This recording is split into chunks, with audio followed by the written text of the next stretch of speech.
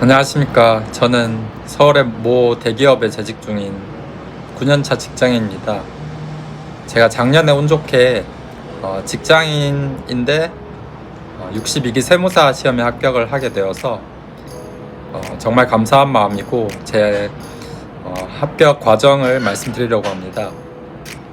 이 합격 수기가 저처럼 절대적인 공부 시간이 부족했던 직장 병행 수험생이나 학교 수업을 병행하는 수험생분들께 조금이나마 도움이 되었으면 하는 마음에서 부족하지만 합격 수기를 말씀드리고자 합니다. 첫 번째로 수험 시작 동기입니다. 저는 2018년에 서울의 한 대기업에 취직을 하게 되었는데 처음에는 영업팀이었다가 다음은 이제 기획 부서로 옮기게 되었습니다. 근데 2020년에 부서로 옮기게 되면서 제가 회계 지식이 없는 상태에서 이제 기획 업무를 하려다 보니까 많은 한계가 있다는 걸 느꼈습니다. 그래서 회사를 다니면서 자기 개발을 해야겠다라는 생각에 회사 업무와 관련이 있는 재경관리사라는 자격증 공부를 처음 시작하게 되었습니다. 재경관리사 과목이 재무회계, 원가관리회계, 세무회계 이렇게 되는데 공부할 분량이 생각보다 많다고 느꼈습니다. 그리고 재경관리사 공부를 하다 보니까 자연스럽게 뭔가 내가 좀 더 개발을 하고 싶다 이런 생각이 들었고 전문 자격증을 조사하던 중 세무사 시험이 재경관리사와 과목이 상당히 유사하다는 것을 알게 되어서 2020년 6월부터 세무사 시험 수험반에 본격적으로 뛰어들었습니다. 또 한 가지는 제 주변의 의사나 변호사 등 전문직으로 일하는 친구들을 보면서 그 당시에 막연하게 나도 전문직이 되었으면 좋겠다 라는 생각을 하고 깊이 생각은 하지 않고 사실 좀 겁없이 도전을 했던 것 같습니다. 그리고 제가 회계사 시험을 따로 준비하지 않은 이유는 제가 취업을 하고 2020년이면 29살이었는데 29살은 회계사 시험을 공부하기에는 좀 늦은 감이 있었고 게다가 회계사 시험은 세무사 시험 플러스 알파, 즉 과목도 훨씬 방대하기 때문에 과목의 종류도 많고요. 그래서 회계사 시험은 직장을 다니면서 공부하기는 좀 어렵겠다라는 생각에 세무사 시험부터 시작을 하게 되었습니다.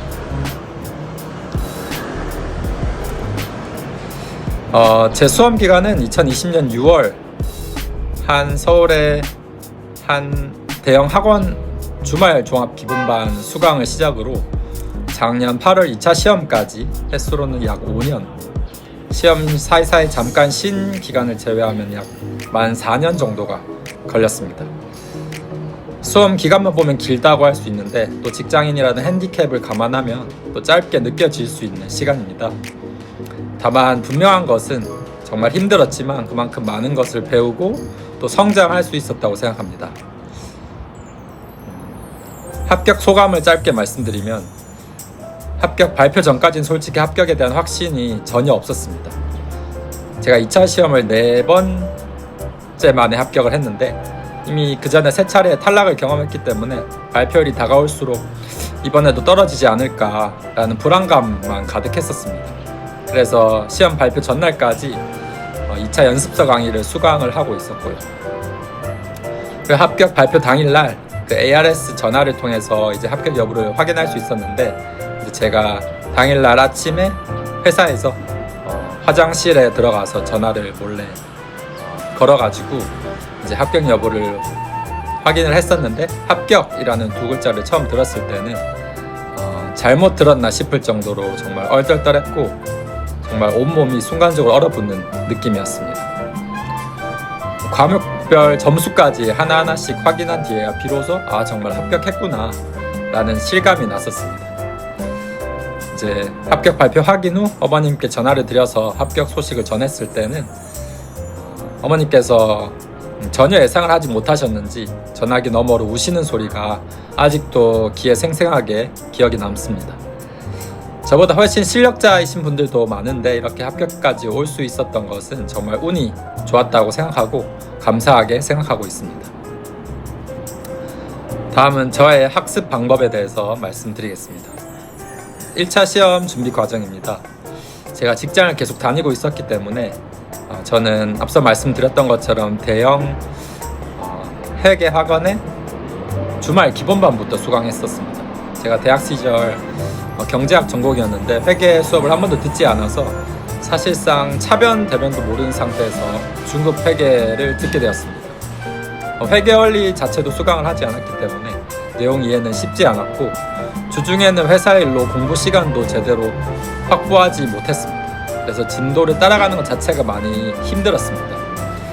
그럼에도 불구하고 저는 저의 장점이 꾸준함이라고 생각해서 한 번도 빠지지 않고 수업에 참석을 하였습니다. 수업이 끝날 무렵에는 대부분 내용이 휘발되었긴 했는데 그래도 내가 여기까지 버텼다라는 뿌듯함만 남았습니다. 기본반 종료 후에는 다음 과정인 1.5차 반이라고 이제 기본 이론 플러스 2차 연습서 강의의 맛보기 강의 주말반을 수강했었습니다. 저는 기본 강의 내용이 거의 기억나지 않는 상태였지만 다행히 선생님들께서 기본 개념부터 차근차근 다시 설명해 주셔서 생각보다 큰 도움을 받았습니다. 그 다음은 이제 객관식반을 동일하게 주말반으로 수강했었습니다. 기본반 그리고 1.5차 반을 거쳐서 객관식 강의를 듣고 혼자 문제를 풀어보니까 그제야 문제풀이에 대한 감이 좀 생기기 시작했었습니다. 그렇지만 제 노력에도 불구하고 솔직히 공부 시간을 충분히 확보하지 못했고 이론에 대한 이해가 완전하지 않은 상태로 2021년 1차 시험을 치르게 되었고 아쉽지만 결과는 탈락이었습니다. 그 다음 다소 무리라고 생각하면서도 저는 2차 연습서 강의를 수강을 하였습니다. 2차 연습서 강의가 어렵긴 한데 기본기부터 차근차근 알려주기 때문에 많은 도움이 되었습니다. 동시에 1차 시험 준비를 위해서 1차 스터디를 통해서 시중 모의고사 문제집을 시간을 재고 풀면서 제한된 시간 내에 정형화된 문제를 푸는 법을 익혔습니다. 틀린 문제는 가급적 바로 복습하려고 노력했었습니다. 제가 1차 시험 과목별 공부 비중은 대략 세법 35%, 회계 35%, 그리고 상법 20%, 재정학 10% 정도로 가져갔습니다. 제가 아무래도 전공이 경제학이다 보니 재정학에는 많은 시간을 투입하지 않는 대신 부족했던 회계와 세법에 더 많은 시간을 투자했었습니다. 그렇게 방향을 조정하고 꾸준히 스터디를 한 끝에 2022년 1차 시험에 합격을 할 수 있었습니다. 다음 2차 시험 준비 과정입니다. 2022년 첫 동차 때는 제가 뭣도 모르고 GS 모의고사 반을 신청했었습니다. 하지만 금방 회계학 실력이 많이 부족하다는 것을 깨닫고 회계학은 기출문제집 위주로 공부했었습니다. 그래서 스터디를 모집해서 세무사 및 회계사 10개는 기출문제를 풀고 오답 정리를 하는 데만도 상당한 시간이 걸렸습니다. 하지만 그럼에도 빈출 주제와 유형을 파악하는데 많은 도움이 되었습니다. 그래서 저는 기출문제 풀이를 가장 먼저 추천하는 바입니다. 그리고 세법학의 경우 동차 강의를 들으면서 GS 모의고사 반을 통해서 실력을 검증하고자 했습니다. 하지만 세법학 공부 자체가 처음이어서 수업을 따라가기에도 벅찼고 그리고 모의고사도 직전에 주제를 알려주기는 했는데 그럼에도 제가 지식이 사실상 아주 낮은 수준이었기 때문에 과목별 점수는 형편없었습니다. 그럼에도 불구하고 꾸역꾸역 끝까지 모의고사에 참여는 했습니다. 비록 20점대 이렇게 나오긴 했었습니다만 그 참석 자체가 저는 의미가 있었다고 생각합니다. 2차 시험의 경우에는 제가 첫 동차 때는 세법학 암기의 전체 공부 시간의 60% 이상을 투자했는데 지금 돌이켜보면은 큰 패착이었습니다. 회계학 실력이 부족함에도 불구하고 연습서 공부를 충분히 하지 않은 상태였기 때문에 2차 시험을 쳤을 때는 회계학 점수는 낮게 나올 수밖에 없었습니다.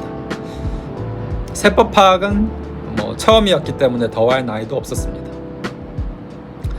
문제는 두 번째 그리고 세 번째 2차 시험 때까지 또 제가 회계학 실력이 부족한 것을 충분히 깨닫지 못하고 세법 파악 위주의 공부 그리고 모의고사를 쳤는데 여전히 저희 회계학 실력이 부족했기 때문에 2차 시험 합격에는 많이 부족했었습니다. 그래서 두 번째, 세 번째 시험 모두 두 번째 시험은 평점 1점 차이로 평균 1점 차이로 탈락을 했는데 회계학 실력이 부족해서였고 세 번째 2차 시험의 경우에는 회계학 일부 즉 재무 원가회계 꽈락이 나왔습니다.